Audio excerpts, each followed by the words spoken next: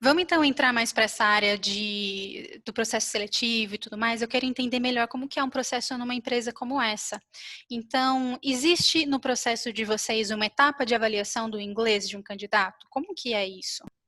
Uhum, uhum. Você vai falar assim, nossa, mas você só fala isso, né? Mas é verdade, depende, tá? De novo, falando no geral, eu diria que hoje, tirando a mão de obra mais operacional, que são os operadores de chão de fábrica, onde a gente definitivamente não exige isso não é um critério. Em todas as outras vagas, em todas as outras posições que a gente tem na empresa, existe uma avaliação do inglês, sim, tá?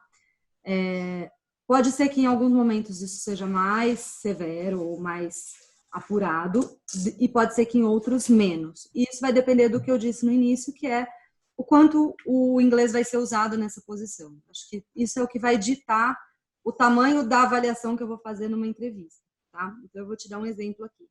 A Lívia. A Lívia, ela veio por uma vaga de estágio, né?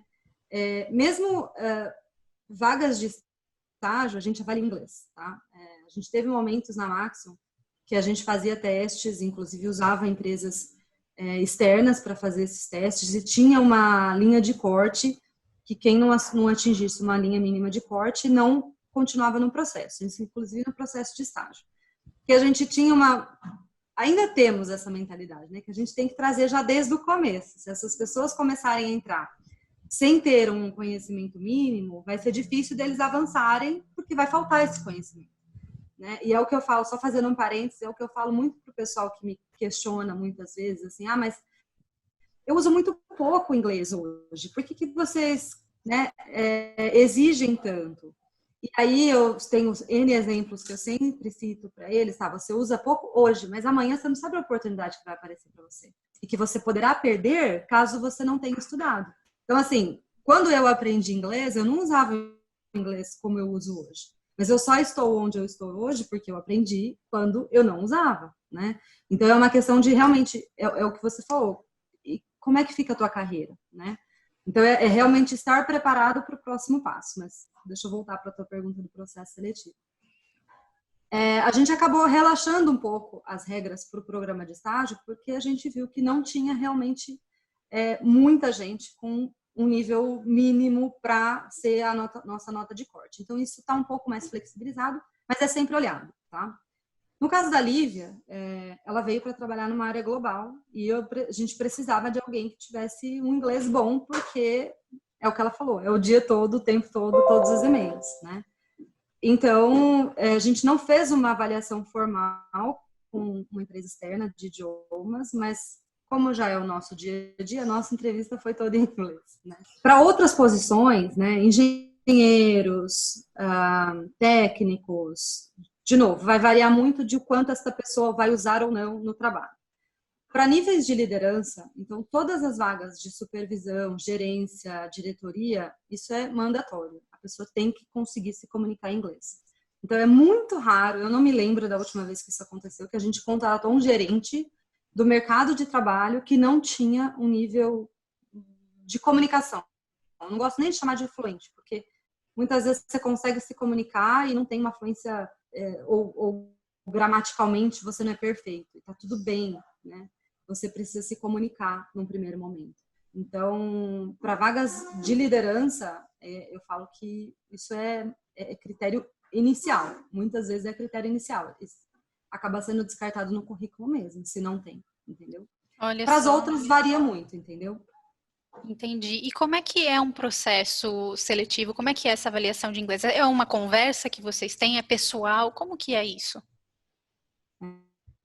A gente tem um processo seletivo estruturado, né, de várias etapas. Então, tem uma primeira fase do processo que a gente chama de screening interview, que é normalmente virtualmente, que é quando a gente vai conhecer um pouco do candidato. Normalmente, se for uma vaga que exige realmente muito inglês, já existe uma conversa ali para saber se a pessoa consegue se comunicar.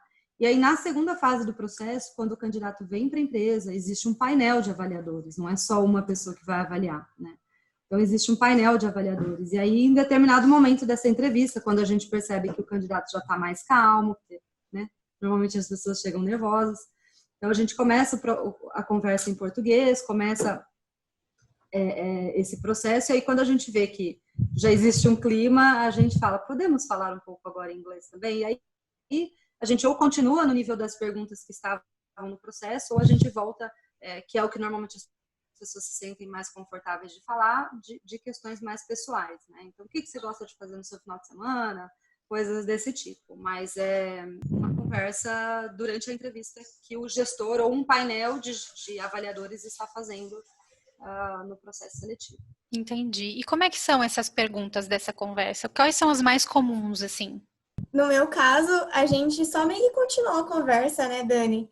Que eu estava contando que eu participava de uma organização na faculdade. Então, ela pediu para eu contar um pouco mais sobre o que era, o que fazia, qual era a minha função e essas coisas. Então, é um pouco complicado, porque você sai do seu cubículo de vou falar inglês, mas, assim, já tenho meio que preparado as coisas, as minhas ferramentas, porque é algo que você não... É algo do seu dia a dia, então você tem que pegar muito o seu vocabulário para usar. E daí eu fui contando sobre essas experiências. Deu tudo certo. Que bom. É o que a gente mais vê os candidatos errando quando eles vão fazer uma entrevista nesse nível. Eles não têm vocabulário para trabalho. Então, ele consegue falar o que ele vai fazer no final de semana dele. Ele consegue falar alguns hobbies que ele tem. Mas quando é para falar quais são as responsabilidades que ele teve no último cargo, que projeto ele já participou, quais são as soft skills que eles têm, eles não têm esse vocabulário. Ele entende o que você está falando, ele sabe o que você está falando, mas na hora dele passar essa informação para o inglês, ele não tem esse vocabulário. Esse é o principal erro que a gente vê um candidato cometendo em inglês. Ele sabe aquele inglês do dia a dia, pode até ter ido para um intercâmbio, pode ter feito muitos anos de um curso mais geral de inglês, mas aquele inglês específico que ele vai usar no trabalho para descrever algumas coisas do trabalho, eles não têm. Então, se você é um candidato que está aí tentando essas vagas, lembra de se atentar a esse tipo de vocabulário. Escrever suas responsabilidades, suas experiências de trabalho, os planos do seu futuro no trabalho da sua carreira, o que você quer, como é que você enxerga essa tua carreira, como é que você enxerga essa sua área no futuro. Todo esse vocabulário vai ser muito importante para o resto da sua vida agora. Então, é muito importante isso mesmo. É o principal erro que a gente vê neles mesmo. Sim. Só adicionando a sua lista de sugestões, eu acho que uma coisa que acaba aparecendo também, que a gente vê que falta, termos que são comuns à área que a pessoa está trabalhando, né? Então, assim, às vezes são termos muito específicos que aí quando a pessoa vai explicar, falta aquilo naquela hora, né? Então, se eu sou de engenharia, existem alguns termos que são mais comuns aos engenheiros quando eles vão explicar sobre uma atividade, especialmente porque é algo muito técnico. Então, é legal procurar saber sobre esses termos.